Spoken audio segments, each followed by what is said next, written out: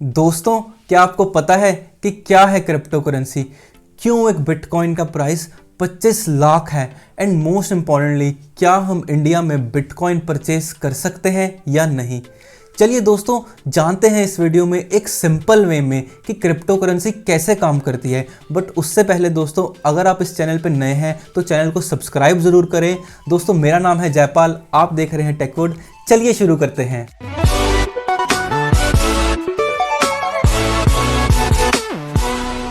दोस्तों, यहाँ crypto currency को समझने के लिए हमें सबसे पहले ये समझना होगा कि क्रिप्टो करेंसी काम कैसे करती है। दोस्तों, इसको सिंपल वे में समझने के लिए हमें दो सिनेरियोस को समझना होगा। दोस्तों, यहाँ पहला सिनेरियो है जिसमें आप किसी भी वेबसाइट पे जाते हैं कोई भी XYZ प्रोडक्ट परचेज करने, एंड दोस्तों ड्यूरिंग पेमेंट आपको एक OTP देना होता है जो कि आपके बैंक से आता है। पर दोस्तों, आपका बैंक ये कंफर्म करता है कि आपको उस ट्रांजेक्शन को कंप्लीट करने के लिए आपके बैंक अकाउंट में एप्रोप्रिएट बैलेंस है या नहीं। दोस्तों, अगर आपके बैंक अकाउंट में एप्रोप्रिएट बैलेंस है तो आपकी वो ट्रांजेक्शन कंप्लीट हो जाती है एंड आपका बैंक आपके अकाउंट में बैलेंस को अपडेट कर देता है। दोस्तों, इस सिस्टम में हमारा बैंक हमारे पैसे का ट्रैक रखता है एंड उसे अपडेट करता है। एंड दोस्तों, आपकी हर एक ट्रांजेक्शन पे आपको बैंक को मंथली या एनुअली कुछ ना कुछ चार्जेस भी देने होते हैं। चलिए दोस्तों, बढ़ते हैं अपने दूसरे सिनेरियो की तरफ, जहां भी आप एक XYZ वेबसाइट पे जाते हैं, कोई भी प्रोडक्ट परचेस करते हैं एंड दोस्तों एक नॉर्मल पेमेंट मेथड को अवॉइड करते हुए आप क्रिप्टो करेंसी, मान लीजिए बिटकॉइन में पेमेंट करते हैं। अब दोस्तों, इस ट्रांजिशन को कंप्लीट करने के लिए आपकी रिक्वेस्ट जाएगी to all the bitcoin mines across the world, जो कि ये चेक करेगी कि आपके अकाउंट में एप्रोप्रिएट बैलेंस है उस ट्रांजिशन को कंप्लीट करने के लिए या नहीं। अगर दोस्तों आपके अकाउंट में एप्रोप्रिएट बैलेंस होगा तो आपकी ट्रांजिशन कंप्लीट हो जाएगी एंड दोस्तों आपका बैलेंस अपडेट हो जाएगा ब्लॉकचेन में in all the bitcoin mines across the world. But दोस्तों, यहाँ बिटकॉइन माइंस कोई भी बैंक या कोई भी पर्सन कंट्रोल नहीं करता, इसे कंट्रोल करते हैं computers, large number of computers जो कि इंटरकनेक्टेड हैं एक दूसरे के साथ अक्रॉस द वर्ल्ड। दोस्तों, अगर मैं डिफरेंशिएट करूं इन दोनों सिनेरियोस में, हमारे नॉर्मल बैंकिंग सिस्टम में हमारा रिकॉर्ड अपडेट होता है सिर्फ एक जगह, जो कि है हमारा बैंक। बट दोस्तों, अगर मैं बात करूं बिटकॉइन ट्रांजिशन की, तो हमारा रिकॉर्ड अपडेट होगा in all the bitcoin mines across the world, और दोस्तों इसे कोई टेम्पर भी नहीं कर सकता। एंड दोस्तों, बहुत से बिलियनियर्स भी हैं जो इस सिस्टम को सुपीरियर, सिक्योर एंड सेफ मानते हैं नॉर्मल बैंकिंग सिस्टम से। गाइस, अब हमने ये तो समझ लिया कि क्रिप्टो करेंसी काम कैसे करती है। अब दोस्तों, हम ये जानते हैं कि कौन कौन सी क्रिप्टो करेंसी एग्जिस्ट करती है।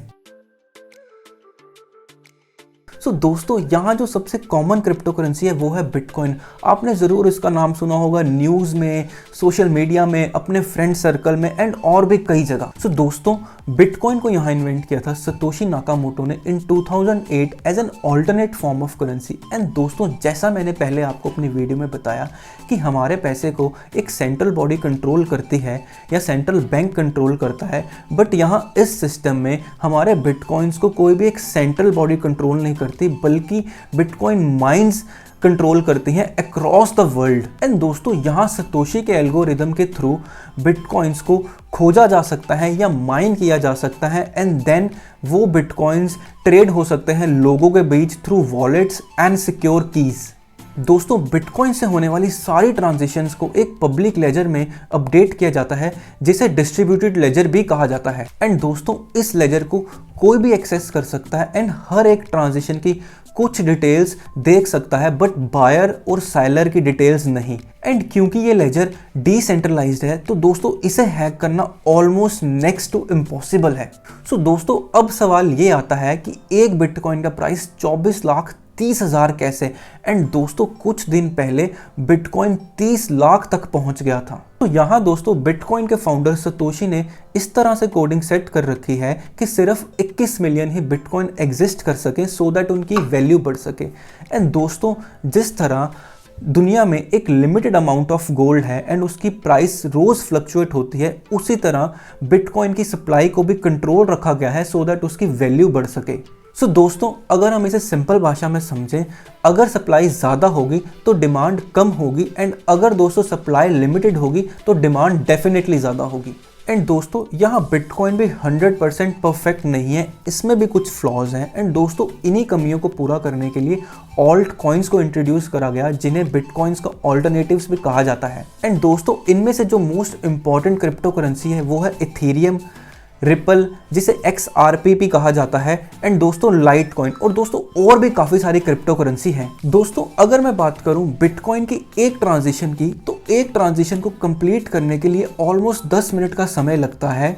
दोस्तों, इसी की कमी को पूरा करने के लिए रिपल XRP को इंट्रोड्यूस करा गया, जिसमें एक ट्रांजिशन को कंप्लीट करने के लिए 4 सेकंड से भी कम समय लगता है। दोस्तों, इसका एक और एग्जांपल है the second most popular crypto currency ether.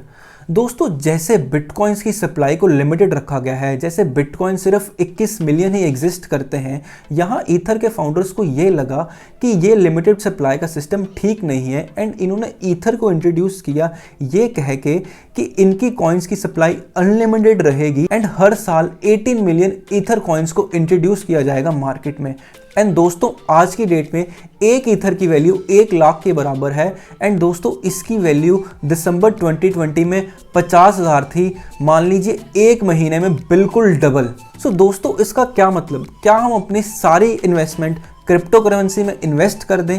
सो दोस्तों, इसका जवाब नहीं होगा, क्योंकि दोस्तों क्रिप्टो करेंसी काफ़ी वॉलेटाइल है। ये जितनी तेज़ी से ऊपर जाती है उतनी ही तेज़ी से नीचे भी आती है, एंड दोस्तों इसमें रिस्क फैक्टर सबसे ज़्यादा है। चलिए दोस्तों, बढ़ते हैं हम अपने तीसरे पॉइंट की तरफ कि क्या हम इंडिया में बिटकॉइन को बाय कर सकते हैं या नहीं। सो दोस्तों, 2018 में RBI ने परमानेंट बैन लगा दिया था on the trading of crypto currency in India, क्योंकि दोस्तों उस टाइम पे काफ़ी सारे स्कैम्स हो रहे थे, एंड काफ़ी सारे लोगों का पैसा डूब गया था इन स्कैम्स में। एंड दोस्तों, तब से ही सभी बिटकॉइन एक्सचेंज जो कि एग्जिस्ट करते हैं इंडिया में, इन्होंने एक पिटीशन फाइल किया था सुप्रीम कोर्ट में, एंड ऑन मार्च 2020 इस बैन को सुप्रीम कोर्ट ने लिफ्ट कर दिया, एंड दोस्तों तब से ही बिटकॉइन ट्रेडिंग इंडिया में लीगल है। दोस्तों, मेरे ख्याल में अब आप समझ के होंगे कि क्रिप्टो करेंसी काम कैसे करती है। दोस्तों, अगर ये वीडियो आपको अच्छी लगी हो तो लाइक ज़रूर करें, शेयर करें अपने दोस्तों के साथ, अपनी फैमिली के साथ, एंड दोस्तों चैनल की सपोर्ट के लिए सब्सक्राइब ज़रूर करें। मिलते हैं अगली वीडियो में, अपना ख्याल रखें। जय हिंद।